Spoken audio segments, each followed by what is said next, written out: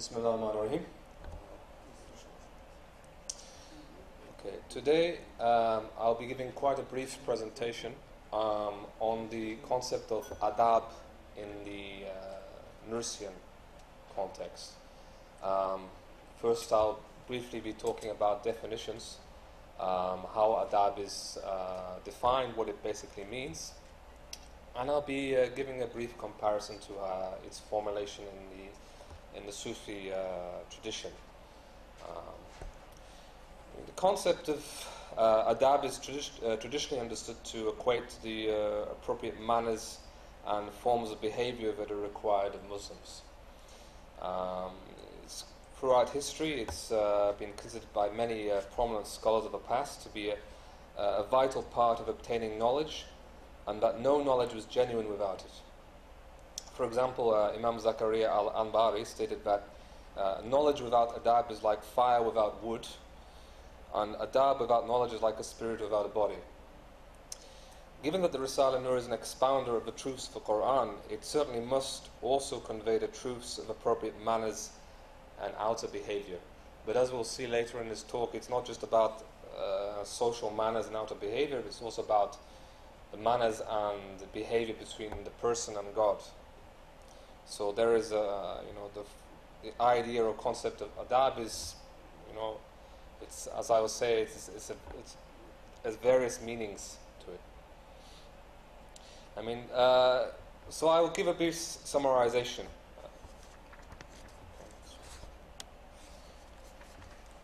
So why adab? Writing in his 1979 book, Islam, Secularism and the Philosophy of the Future, Malaysian philosopher and thinker Syed Muhammad al-Naif bin al-Atas stated many of the problems in the Muslim world, and particularly the crisis of leadership, ultimately stems from the decline of adab. His particular definition of adab is that of a discipline of body, mind and soul. This self-disciplined person understands where they should be located in relation to the personal capacities of the rest of the community and the larger society, and thus they appreciate the hierarchy of knowledge and being. So it's about understanding, where you are relationally to the rest of the community and the rest of creation. Al-Atas states that the absence of this adab results inherently in injustice, which is linked to confusion in knowledge. So, not knowing the place of things results to confusion, and the result of this confusion and ignorance is injustice. So that is the relationship between adab and injustice, according to Al-Atas.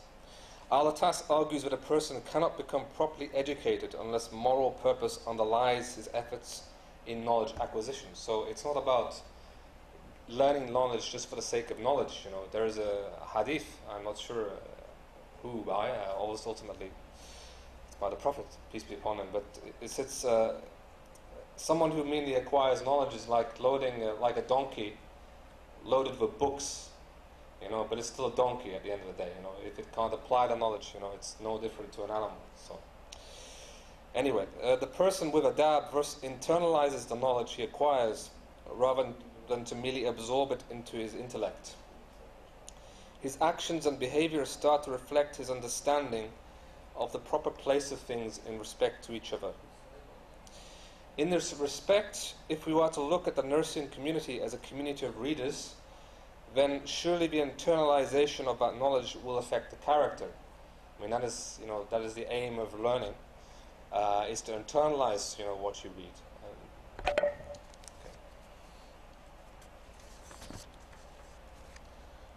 So, let's try to define and give a brief definition of adab and context. In this talk, the definitions and the background is beyond the scope of this paper, but I can give a brief summary. Since its introduction in the 7th century, the word adab has come to have numerous meanings within Islam, and therefore we call it a polysemous concept. From the nature of educational competence to rules of social conduct and aesthetic taste, its application has been variable according to context. Adab was also codified and became part of a system of rules recommended for the highest social classes, such as in al-Adab al-Khabir, the comprehensive book of the rules of conduct by Ibn al-Muqafa, who happened to be a Persian of the Abbasid period. These rules were not necessarily grounded fully in Islamic tradition and included manners and etiquettes which were taken, adopted from the Sasanian Empire before the Muslim period, and some from the Greeks. So it was, the system of adab was, it took the good things from pre-Islamic period and refined them within the Islamic context. So it's taking the good and leaving the bad parts out. Also, Al-Mawadi, another scholar of the Abbasid period, evaluated the ethical nature of knowledge in Islam throughout history as adab, as well as applying philosophy, logic, and metaphysical analysis to material and socio-political phenomena. Of course, there are many other notions of adab, but that's the brief summary of the definitions. I'd like to talk about briefly the Sufi definitions of adab, or conduct. So in this talk there will be limitation to a brief summary of the concept of adab in traditional Sufi circles, and this will be compared with the adab inferred from Bediüzzaman Said Nursi's Risale-i Nur community of students. In Sufism, the word adab generally pertains to the way the murid, which is the student, as well as the Sheikh, behaves not only with others but also how he behaves in front of God. Abdullah Rahman as-Sulami, a Sufi of the 10th century, made the claim that the whole of Sufism is entirely based on the ways of behavior, at-tasawwuf wal-adab. Ibn Arabi al-Sahi categorizes adab into 4 aspects: adab al-Sharia, adab al-Khidma, adab al-Haqq, and adab al-Haqiqa. The first, adab al-Sharia, is that which pertains to the divine inspiration that is received by the wali, saint or Sufi master. The second, khidma, is concerned with how the person serves God and his creation, and thus it includes behavior towards other people. The third, haq, is the willingness to accept the truth wholeheartedly without allowing arrogance to draw a veil over it. And the fourth, haqiqa, is the discipline of one's senses, breathing as well as contemplation of God's creation.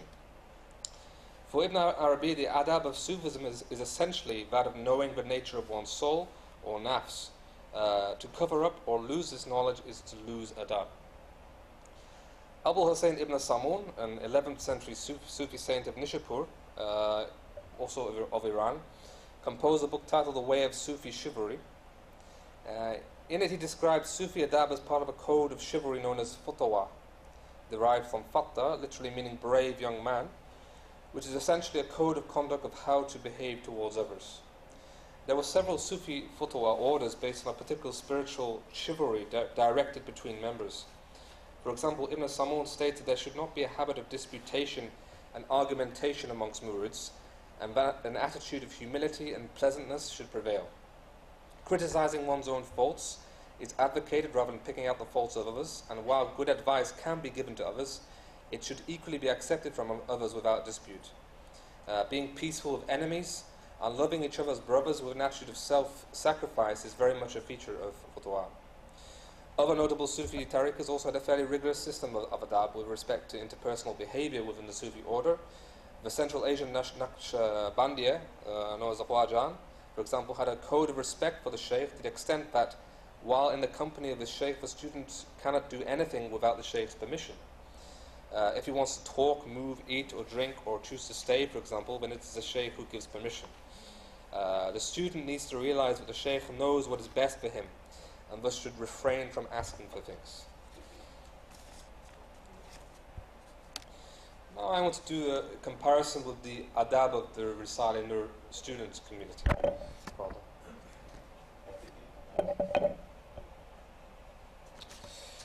Bear with me for a minute, it's a technical problem.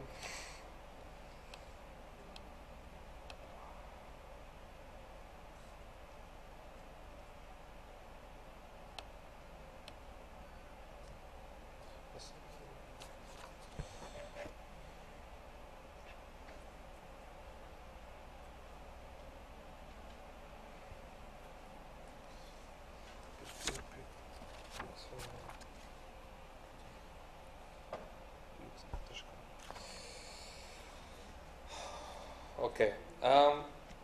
Unlike the formal and hierarchical institutions of the Tariqah of Sufism, the Risale-i Nur students are a community and not an order. It's important to bear that in mind, that difference. This significant difference arose as a result of Sayyid Nursi's decision on how to cope best with preserving belief and good Islamic virtues in turbulent and difficult periods, particularly in Turkey.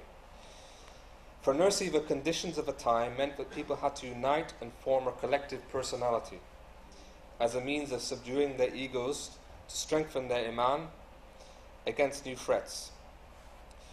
For Nursi, the tariqas of Sufism were not able to meet and address the challenges of the modern world and its new aggressive materialist philosophies.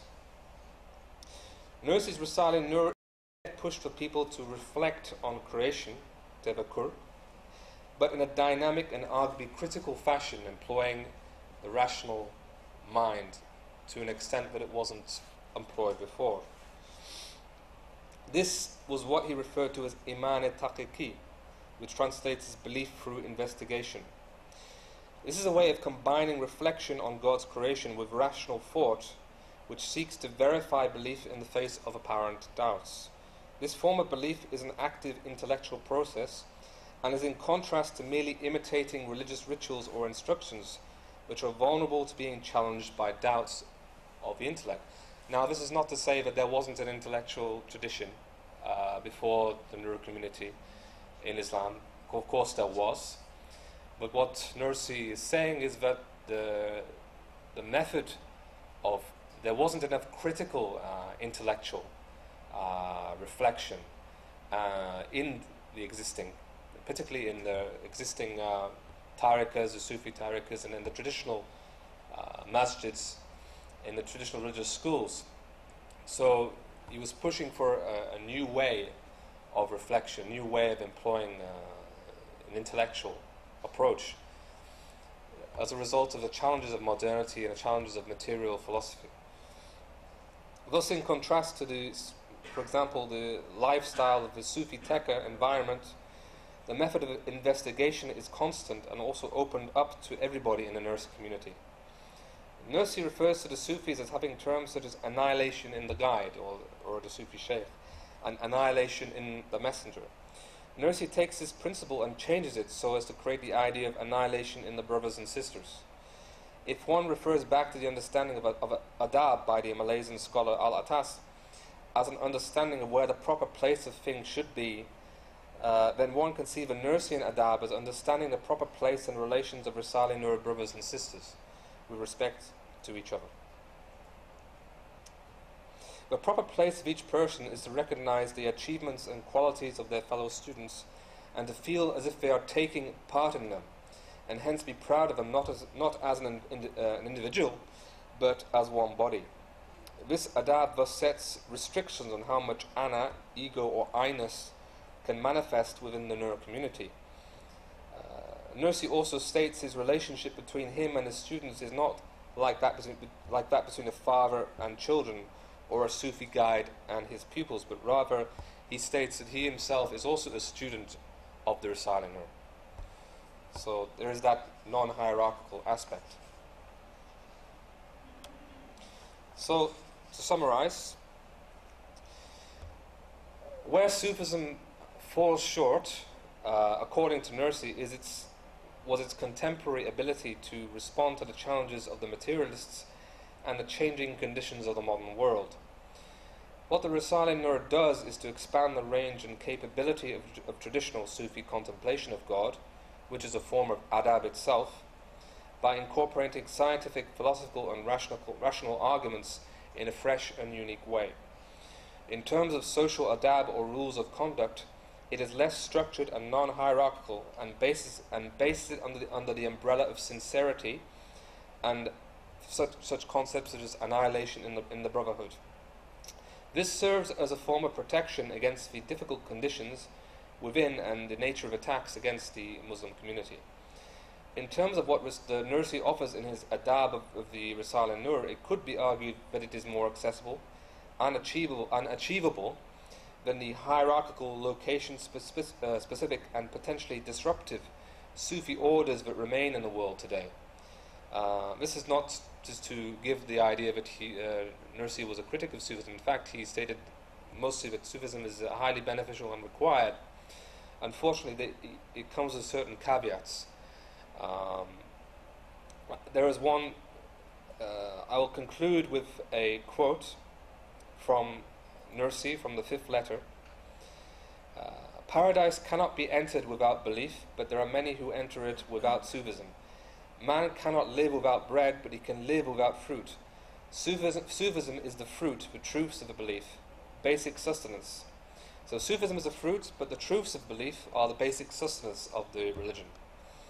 Formerly, some of the truths of belief could be attained only through spiritual journeying, which lasted from 40 days to 40 years. Now, if through the mercy of Almighty God there is a way by which those truths may be reached in 40 minutes, to remain indifferent to it is surely not sensible. Thank you very much.